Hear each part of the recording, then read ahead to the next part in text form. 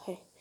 ठीक है, रोगियों को अलग अलग स्थितियों में रख कर एक से अधिक फेफड़ों के खंडों में स्राव को बाहर निकाला जाता है। यानी कि postural drainage is a method of mobilising secretions in one और more lung segments by placing the patient in various positions. ठीक है, अब हम आगे देखते हैं इसका।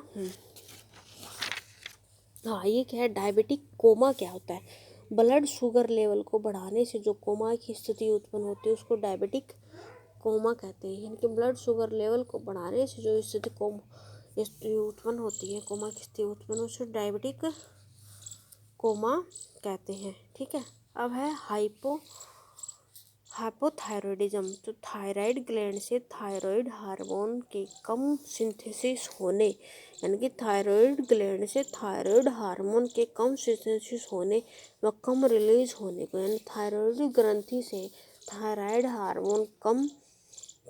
हार्मोन के कम संश्लेषण होने एवं कम रिलीज होने को हाइपोथायरॉयडिज्म कहते हैं। थायराइड ग्रंथि है, उसका काम क्या है, थायराइड हार्मोन का सिंथेशन, अगर सिंथेशन कम हो रहा है, रिलीज कम होना है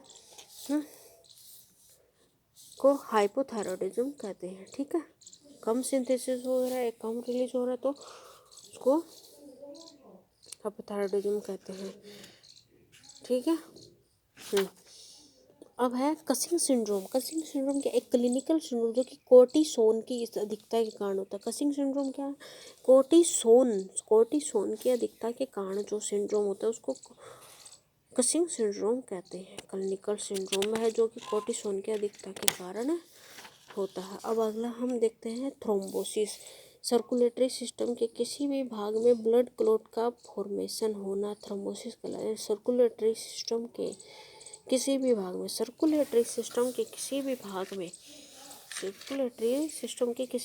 ब्लड क्लॉट का फॉर्मेशन होना थ्रोम्बोसिस कहलाता है माय डियर स्टूडेंट। अब अगला हम देखते हैं कि स्ट्रोक क्या है। मस्तिष्क ऊतकों में रक्त प्रवाह में बाधा उत्पन्न होने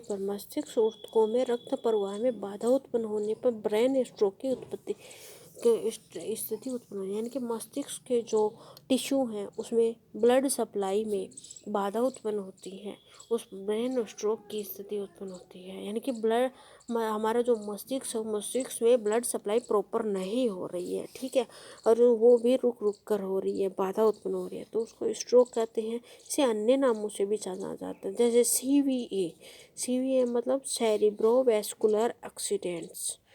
ठीक है, it is defined as dysfunction of cortisol tissue, lack of blood supply to brain cells and tissue. ठीक है, वही बात आ गई है। अब अगला देखिए क्लिनिकल मैनिफेस्टेशन, नहीं ये नहीं है। अब अगला एक मिनट, हर्निया। अब हम हर्निया देखते हैं। शरीर के किसी भी अंग या संरचना का अपनी गुहा या मूल स्थान से हटना हर्निया कहलाता है। ठीक है, यानी कि शरीर के किसी भी अंग या संरचना का अपनी गुहा या मूल स्थान से हटना हर्निया कहलाता है। ठीक है, ये हो गया। अब अगला देखते हैं हम रीनल कोलिक। रीनल स्टोन की वजह से होने वाला पेन रीनल कोलिक कहलाता है। यानी कि रीनल स्टोन की वजह से होने वाला पेन रीनल कोलिक कहलाता है, जो डीप लंबर रीजन से शुरू होता है यहाँ। ठीक है, यानी कि रीनल स्टोन की वजह से होने वाला पेन रीनल कोलिक कहलाता है, जो कि डीप लंबर रीजन से शुरू होता है। यहाँ से दर्द मेल में टेस्टिस की तरफ, फीमेल में ब्लैडर की तरफ फैलता है। यहाँ से दर्द क्या होता है, मेल में टेस्टिस, फीमेल में ब्लैडर की तरफ फैलता है। ठीक है, डीप लंबर रीजन से शुरू होता है और ये मेल में टेस्टिस की तरफ और फीमेल ब्लैडर की तरफ फैलता है। इस प्रकार के पेन को रीनल कोलिक कह लेते हैं। ठीक है, रीनल कोलिक यानी कि ये क्या होता है, रीनल स्टोन की वजह से होने वाला पेन रीनल कोलिक कहलाता है। उसके बाद में अगला हम देखते हैं कोलेस्टोमी। कोलोस्टोमी क्या है? कोलोस्टोमी पेट पर बनाई गई कोलोन हेतु कृत्रिम ओपनिंग है जिसे मल के उत्सर्जन हेतु बनाया गया है। मल के उत्सर्जन यानी फीकल एलिमिनेशन के द्वारा, यानी कि फीकल एलिमिनेशन के लिए जो बनाया जाता है पेट के ऊपर जो कृत्रिम ओपनिंग है उसे हम कोलोस्टोमी कहते हैं। कोलोस्टोमी पेट पर बनाई गई कोलोन हेतु कृत्रिम ओपनिंग है जिसे मल के उत्सर्जन हेतु बनाया गया है, तो उसके फीकल कोलोस्टोमी कहते हैं। अब अगला हम देखते हैं जैसे हाइपर सेंसिटिविटी, यानी कि हाइपर सेंसिटिविटी एलर्जी शरीर के बाहरी एंटीजन के प्रति शरीर की प्रतिक्रिया होती है। यानी कि क्या होता है ये? शरीर की बाहरी एंटीजन के प्रति शरीर की प्रतिक्रिया होती है, एंटीबॉडी रिएक्शन होती है ये, ठीक है, यानी कि हाइपर सेंसिटिविटी। अब है आगे इडीमा। इडीमा क्या होता है? तो इडीमा को हम देख लेते हैं।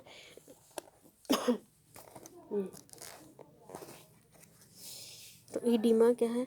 तो ईडिमा है शरीर में तरल की अधिक मात्रा से ऊतकों के मध्य जल या तरल के ठहराव की स्थिति को ईडिमा कहते हैं। यानी कि शरीर में तरल की अधिक मात्रा से, तरल जो लिक्विड है उसके अधिक मात्रा से ऊतकों के मध्य जल या तरल के ठहराव की स्थिति को, शरीर में तरल की अधिक मात्रा से, ठीक है,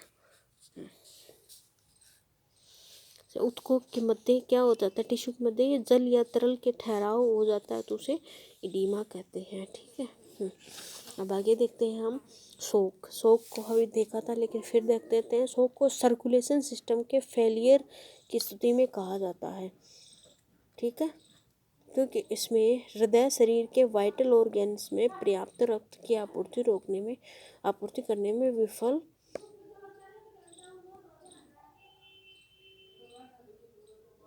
रहता है। यानी कि शोक को सर्कुलेशन सिस्टम के फेलियर की स्थिति में, शोक को सर्कुलेशन के फेलियर की स्थिति में कहा जाता है। यानी कि शोक को सर्कुलेशन जो सिस्टम है वो फेल हो गया, ठीक है। क्यों हो गया? क्योंकि इसके हृदय शरीर के जो हार्ट है वो शरीर के वाइटल ऑर्गेन्स में पर्याप्त रक्त की आपूर्ति करने, जो हमारा हार्ट है वो शरीर के वाइटल ऑर्गेन्स में पर्याप्त रक्त की आपूर्ति करने में विफल हो रहा है। उसके कारण क्या हो रहा है कि जो ब्लड सर्कुलेशन है वो फेल हो गया और जिससे शोक की स्थिति कहते हैं, SHOC के शोक, ठीक है। अब ये भी अलग प्रकार के होते हैं, वो हम देखेंगे कि शोक कहाँ कहाँ क्या, कार्डियोजेनिक, हाइपोवोलेमिक, सेप्टिक शोक, एलर्जिक शोक, ठीक है। एक है जैसे तो जेनिक शोक क्या होता है? जो हृदय के विकार के कारण उत्पन्न होता है। फिर एक हाइपोवोलेमिक शोक का अर्थ क्या है? हाइपोवोलेमिक का अर्थ क्या है? रक्त प्रवाह में वॉल्यूम की कमी, यानी कि कम रक्त प्रवाह हो रहा है। फिर सेप्टिक शोक यानी कि जीवाणु या बैक्टीरिया या वायरस संक्रमण के कारण उत्पन्न शोक सेप्टिक शोक कहलाता है, ठीक है। एलर्जिक शोक ये तो पता ही है, रिएक्शन की प्रतिक्रिया स्वरूप उत्पन्न। न्यूरोजेनिक शोक या तंत्रिकी चोट सिंचे के प्रभाव पर स्वरूप बनता है। फिर है इंसुलिन थेरेपी का प्रयोग डायबिटीज मेलाइटस के उपचार हेतु किया जाता है माय डियर स्टूडेंट। तो ये क्या होता है? ये ड्रग्स सबक्यूटेनियस इंजेक्शन के माध्यम से इंजेक्ट की जाती है, ठीक है। क्या है? इंसुलिन थेरेपी का प्रयोग डायबिटीज मेलाइटस के उपचार हेतु किया जाता है। इंसुलिन थेरेपी डायबिटीज मेलाइटस का उपचार हेतु यह ड्रग सबक्यूटेनियस इन्फेक्शन के माध्यम से इंजेक्ट की जाती है, ठीक है। अब है ये माइग्रेन क्या है? माइग्रेन एक न्यूरोलॉजिकल विकार है जिसका प्रमुख लक्षण सिर के एक भाग में गंभीर सिर दर्द होता है तथा जिसका प्रमुख कारण कुछ विशेष उद्दीपकों के प्रति तंत्रिकी ऊतकों का अति ही उत्तेजित होना है, ठीक है स्टूडेंट। ये हो गया माइग्रेन। या माइग्रेन एक न्यूरोलॉजिकल विकार है जिसका प्रमुख लक्षण क्या है? शरीर के एक भाग में गंभीर सिर दर्द होना तथा जिसका प्रमुख कारण क्या? विशेष उद्दीपकों के प्रति तंत्रिकीय तंत्र का अति उत्तेजित, यानी कि हाइपरएक्साइटेबिलिटी है, ठीक है। फिर है डायग्नोसिस नहीं सॉरी, आगे देखते हैं हम PFT क्या है? पल्मोनरी फंक्शन टेस्ट, ठीक है, ये क्या होता है, इसके द्वारा क्या पता चलता है, व्यक्ति अंतर शोषण के साथ कितनी वायु इनहेल कर पा रहा है। इसको पीएफटी कहते हैं, पल्मोनरी फंक्शन टेस्ट। ठीक है, पीएफटी पल्मोनरी फंक्शन टेस्ट, यानी कि व्यक्ति कितनी अंतर शोषण, अंदर वायु कितनी ले पा रहा है, इनहेल ले पा रहा है उसको। ठीक है, पीएफटी। ठीक है, स्पायरोमेट्री। तो ये स्पायरोमेट्री है। स्पायरोमेट्री यानी पीएफटी जो था वो किसकी, अस्थमा एमकाइसीमा ब्रोंकाइटिस में काम आता है, उसकी जांच में। ठीक है, स्पायरोमेट्री इसमें क्या, माउथ पीस में शोषण करने हेतु कहा जाता है, यानी कि इस जांच में क्या होता है, मरीज को माउथ पीस में शोषण करने हेतु कहा जाता है। यह माउथ पीस एक मशीन स्पायरोमेट्री से जुड़ा होता है। ठीक है, एबीजी कई कर किए जाते हैं। अब पल्मोनरी टीबी हम देखते हैं, पल्मोनरी ट्यूबरक्लोसिस। तो पल्मोनरी ट्यूबरक्लोसिस में क्या है, पल्मोनरी जो ट्यूबरक्लोसिस है उसमें क्या है कि पल्मोनरी टीबी एक क्या है, जीवाणु जनित यानी कि बैक्टीरिया जनित संक्रामक रोग है जो कि अन्य अंगों में प्रसारित हो सकता है। इसका कारण क्या, माइकोबैक्टीरियम ट्यूबरक्लोसिस नामक जीवाणु है। यानी कि पल्मोनरी टीबी एक जीवाणु जनित संक्रामक रोग है जो कि अन्य अंगों से प्रसारित हो सकता है। इसका कारण माइकोबैक्टीरियम ट्यूबरक्लोसिस नामक जीवाणु है। कारण एवं रिस्क फैक्टर। ठीक है, पल्मोनरी टीबी का ये हो गया। अब आगे देखते हैं हम। ठीक है, यानी कि यह एक जीवाणु जनित संक्रामक रोग है जो कि अन्य अंगों में प्रसारित हो सकता है। इसका प्रमुख कारण माइकोबैक्टीरियम ट्यूबरक्लोसिस नामक जीवाणु है। ठीक है, ये आगे देखते हैं हम। आगे देखते हैं, आंतरिक अवरोध यानी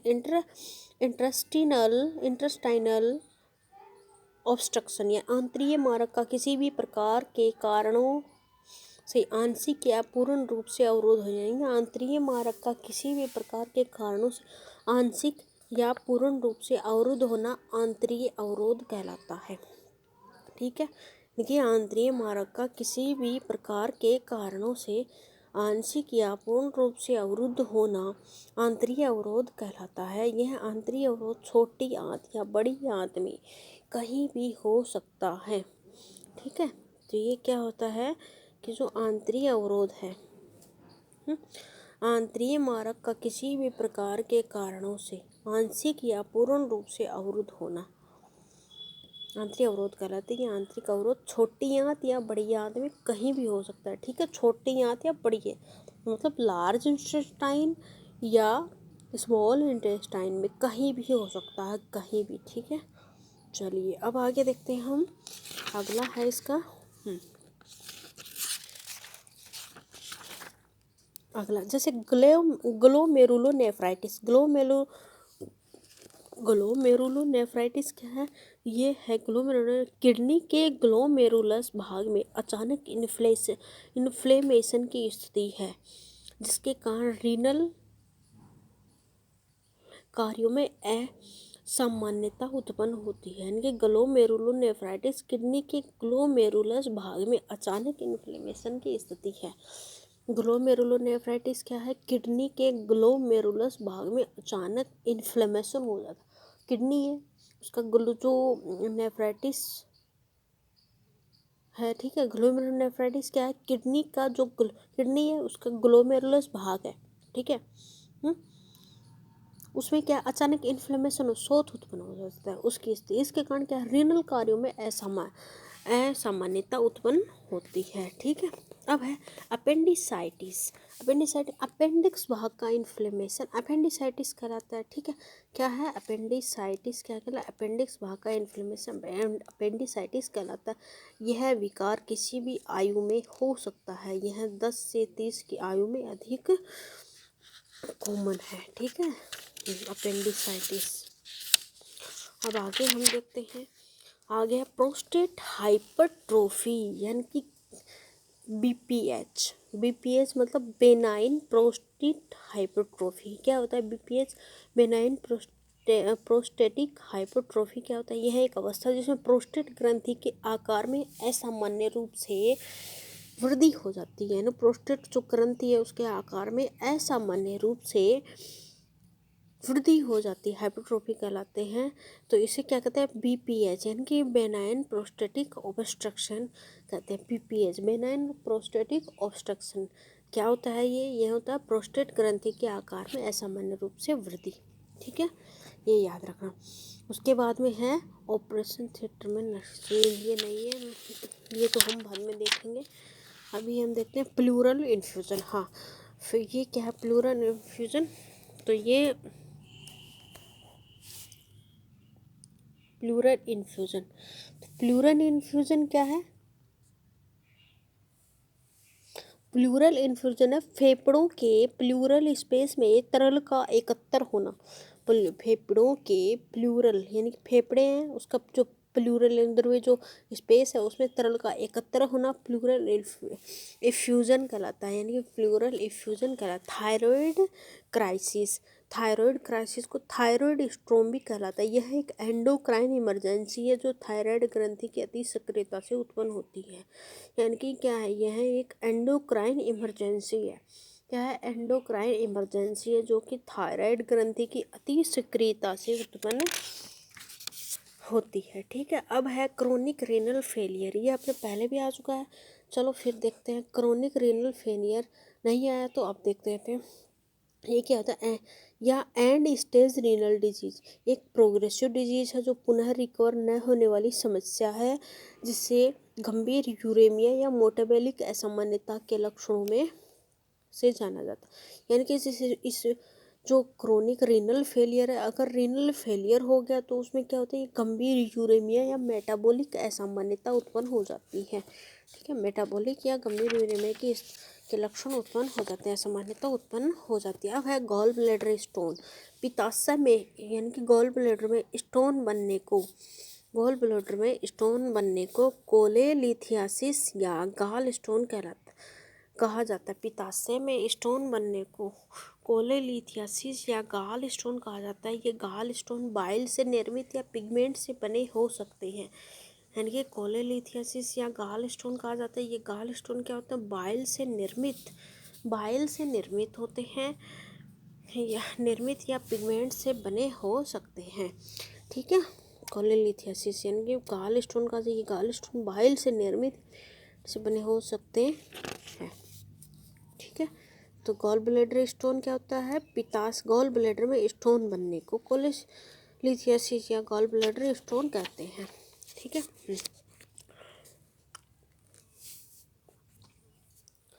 एक है कोलेसिस्टेक्टोमी यानी कि सर्जरी के पश्चात मरीज की नर्सिंग देखभाल। ठीक है, अब है हाइपोथायरॉयडिज्म। ये आ गया था फिर से आ रहा है। तो इस क्या है? यह एक अवस्था जिसमें थायराइड ग्रंथि द्वारा कम मात्रा में थायरोक्सिन हार्मोन का स्रावन किया जाता है। हाइपोथायरॉयड, अगर अधिक मात्रा में थायराइड ग्रंथि द्वारा श्रवण किया जाए तो उसको हाइपरथायरॉयडिज्म, और इसको कम मात्रा में किया जा रहा है थायराइड ग्रंथि द्वारा थायरोक्सिन हार्मोन का श्रवण, तो इसको हाइपोथायरॉयडिज्म कहते हैं। ठीक है, अब अगला हम देखते हैं, लास्ट है हमारा ये। फिर अगले क्वेश्चन में अगले सेशन में हम बात करेंगे। आज के इस सेशन में हम एक ये लास्ट देख लेते हैं अब। नर्सिंग प्रोसेस में क्या? नर्सिंग प्रोसेस एक प्रॉब्लम सॉल्विंग अप्रोच है। ठीक है, नर्सिंग प्रोसेस क्या है? नर्सिंग प्रोसेस एक प्रॉब्लम सॉल्विंग अप्रोच है जिसके द्वारा हम पेशेंट की नर्सिंग नीड्स एवं उसकी हेल्थ केयर को जान सकते हैं। The nursing process is a deliberate problem solving approach to meeting the health care and nursing needs of patient। ठीक है, नर्सिंग प्रोसेस के अंदर निम्नलिखित बिंदु सम्मिलित होते हैं: assessment, nursing diagnosis, planning, implementation, evaluation. ठीक है, शल्य क्रिया पूर्व चिकित्सा। शल्य क्रिया पूर्व चिकित्सा यानी प्री ऑपरेटिव नर्सिंग पीरियड की शुरुआत सर्जिकल इंटरवेंशन के डिसीजन से हो जाती है। पेशेंट को ऑपरेशन रूम के बेड पर ले जाने तक समाप्त हो जाती है। ठीक है, मतलब क्या होता है, जो सर्जिकल इंटरवेंशन का अगर डिसीजन ले लिया और उस पेशेंट को बेड पर सुला दिया, यानी कि ऑपरेशन रूम के बेड पर सुला दिया, तो वहाँ तक इसके प्रोसेस होती है। अब है एनेस्थेसिया, सॉरी ये नहीं है, हाँ ये पेशेंट का आइडेंटिफाई बिल्ड करना, राइट पेशेंट, ये नहीं है, एक मिनट।